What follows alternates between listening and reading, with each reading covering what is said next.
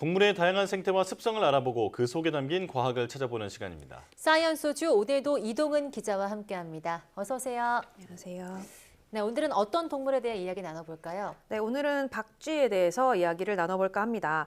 우선 이 박쥐하면 조금 부정적인 이미지가 먼저 떠오르는 편이잖아요. 네. 보통은 이 어두운 지붕 밑이라든가 좀 으스스한 동굴 같은 데 살다 보니까 두려움을 주는 존재이기도 한데 실제로 이 서양에서는 마녀가 박쥐로 변신해서 집으로 들어온다 이렇게 믿기도 했다고 합니다. 네.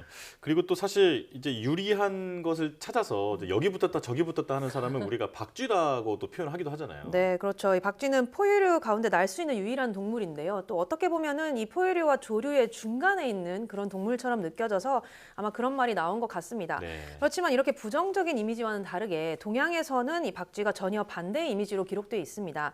박쥐가 복을 의미하기 때문에 궁궐이나 건축물 등에 새기기도 하고요. 또 이 장수와 다산을 뜻한다고 해서 여성들의 장신구나 침구 등에 박쥐를 많이 그려 넣었다고 합니다. 예. 네, 저는 아무래도 박쥐 하면 서양에서 떠오르는 이미지처럼 좀 무서운 공포의 이미지가 떠올랐는데요. 네. 동양에서는 정말 긍정적인 동물로도 여겨졌네요. 네.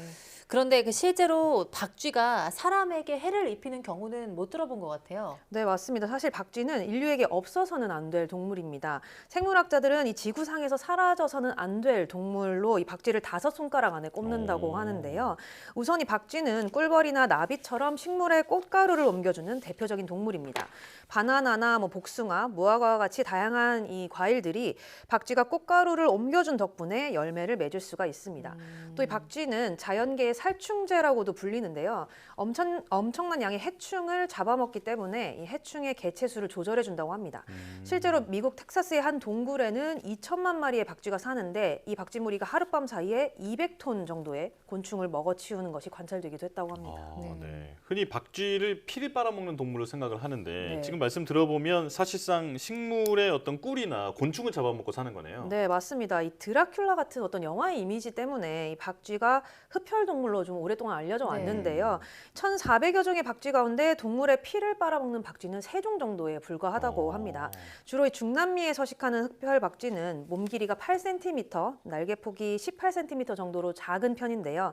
밤에 이 가축이나 다른 동물의 피를 빨아먹고 산다고 합니다. 사실 이 혈액은 칼로리가 이 열량이 아주 낮기 때문에 포유동물이 먹고 생존할 수가 없지만 박쥐는 포유류 가운데 유일하게 이렇게 흡혈이 가능한데요. 연구 결과 이런 흡혈 박쥐에게는 특별한 유전자가 발견이 됐다고 합니다. 이 독일 연구팀이 흡혈 박쥐의 유전체를 26종의 다른 박쥐들과 비교를 해봤는데 이 박쥐의 유전자 가운데 13개가 흡혈 박쥐에서는 파괴되거나 더 이상 작동하지 않는 것으로 나타났습니다. 이런 유전자의 변형이 박쥐의 인슐린 분비를 감소시켜주고 또 피의 맛에 덜 민감하게 만들어주는 등의 이 혈액에 적응할 수 있도록 이렇게 도와준 거죠. 결국은 이 오랜 시간 동안 이 진화를 통해서 흡혈박쥐가 지방이나 탄수화물이 아주 적은 혈액을 먹고도 살 수 있도록 이렇게 바뀐 겁니다. 네, 박쥐 하면 흡혈 박쥐만 떠올랐는데 의외로 좀 박쥐 가운데 피를 먹을 수 있는 종은 굉장히 소수에 불과한 것 같습니다. 네. 또 박쥐의 대표적인 특징이 초음파를 사용한다는 건데요. 네. 맞습니다. 이 박쥐는 머리 부분을 통해서 2만에서 10만 헤르츠의 초음파를 발사를 한 뒤에 이 되돌아오는 메아리를 귀로 듣는다고 합니다. 이런 방법으로 이 어두운 곳에서도 길을 찾고요. 또 정보를 교환할 수 있고 또 먹이를 잡을 때도 먹이의 종류와 위치까지도 이 초음파로 파악을 할 수 있다고 합니다. 이렇게 박쥐가 내는 초음파는 사람이 들을 수는 없지만 실제로는 60에서 140데시벨에 달하는 큰 소리라고 하는데 연구 결과 이 박쥐는 상황에 따라서 또 다른 형태의 어떤 초음파 신호를 이용하는 것으로 나타났습니다. 이스라엘 연구팀이 이집트 과일 박쥐를 대상으로 모두 이 15,000건 정도의 초음파 신호를 관찰해 봤는데요. 먹이를 두고 다툴 때, 또 이 짝짓기를 할 때, 잠을 자려고 이 무리를 모을 때, 또 이렇게 무리를 이룬 뒤에 서로 간의 거리를 조정할 때, 이렇게 4가지의 경우에 모두 다른 형태의 초음파 신호를 확인할 수 있었습니다. 네. 특히 박쥐가 이성에게 신호를 보낼 때는 이 초음파 톤이 달라지는 것으로 나타났는데 연구팀이 박쥐의 초음파 주파수에는 우리가 알지 못하는 다른 신호가 더 있을 수 있다 이렇게 추측을 했습니다. 네, 그냥 단순한 동물인 줄 알고 있었는데 어떤 초능력을 가진 동물이다 이런 생각이 듭니다. 네, 맞습니다. 또 이 박쥐는 장애물을 피해서 날 때는 초음파를 이렇게 이용해서 피해 다니지만 야간에 장거리를 이동할 때는 초음파보다 이 지구가 뿜어내는 자기장에 더 의존을 해서 비행을 합니다. 과학자들이 자기장 발생 장치를 이용을 해서 자기장의 흐름이 서로 다른 3개의 환경을 만들어 놓은 뒤에 이 이 60여 마리의 박쥐를 풀어놔 봤는데요. 남쪽에서 북쪽으로 흐르는 자기장의 방향을 120도로 뒤집어 버리자 이 따뜻한 남쪽으로 가야 할 박쥐들이 북쪽으로 날아가는 것이 확인이 됐습니다.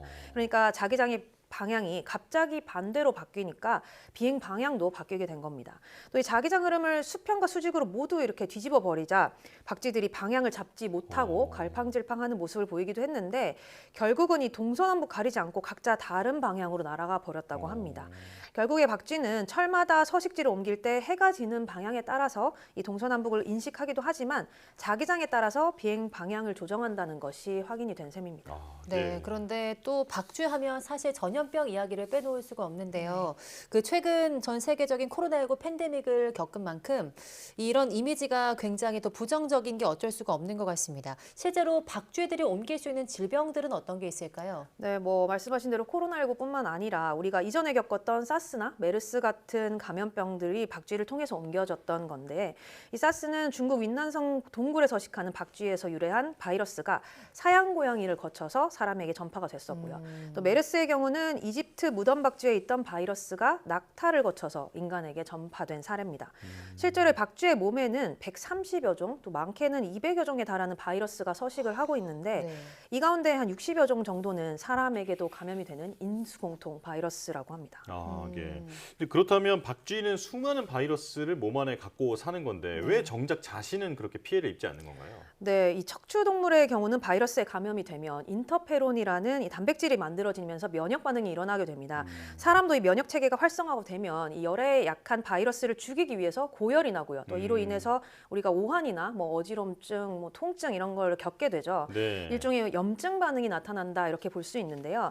문제는 이 바이러스를 없애기 위해서 이런 염증 반응이 과도하게 일어나면 오히려 우리 몸속의 어떤 정상적인 단백질을 변형시키기도 하고 또 이 몸을 파괴할 수도 있다고 합니다. 결국은 이 바이러스 자체보다는 바이러스와 싸울 때 나타나는 과도한 염증 반응이 더 큰 피해를 줄 수 있게 되는 건데 이 박쥐는 이런 면역 체계가 조금 다릅니다. 박쥐는 인터페론을 조절하는 단백질의 기능이 기본적으로 떨어져 있고요. 인터페론 분비가 원활하지 않은 편입니다. 이 때문에 이 인터페론 분비량이 적어서 오히려 바이러스에 대한 염증 반응도 적게 나타납니다. 그래서 이 바이러스에 감염되어 있지만 증상은 나타나지 않는 겁니다. 또 이 박쥐는 밤에 최대 350km를 비행한다고 하는데 이렇게 많은 에너지를 소모하기 때문에 신진대사가 활발하고요. 그 때문에 이 체온도 높게 유지하는 편입니다. 보통 40도 정도까지 체온이 높게 올라가 있기 때문에 면역 체계가 크게 활성화되지 않더라도 충분히 바이러스를 죽일 수 있다고 합니다. 다만 이 염증 반응이 나타나서 체온이 단 1, 2도만 높아지더라도 박쥐는 목숨을 잃을 수 있다고 합니다. 네, 그러니까 박쥐는 바이러스에 감염이 돼도 이런 염증 반응이 나타나지 않는다, 같이 공존한다 이렇게 볼 수 있을 것 같은데요. 그렇다면 이런 박쥐를 통해서 감염병이 앞으로 더 전파될 가능성도 있을까요? 네, 그렇게 볼 수 있을 것 같습니다. 처음에 이 사스와 같은 전염병이 전 세계적으로 유행한 것이 불과 20년 전인데요. 사람이 이렇게 토지를 개발하고 자연과 가까워지게 되면서 야생동물과의 접촉이 점점 잦아지게 됐고 그로 인해서 이 인수공통 감염병이 확산됐다는 사실은 뭐 이제는 부정할 수가 없게 됐습니다. 이렇게 자연을 개발할수록 박쥐들은 더 코로나 바이러스에 취약해질 것이다 이렇게 과학자들은 내다봤는데요. 실제로 이 독일 연구팀이 분석을 해봤더니 토지 개발이 활발하게 일어난 지역과 박쥐의 코로나 바이러스 유행 지역이 유사한 것으로 나타났습니다.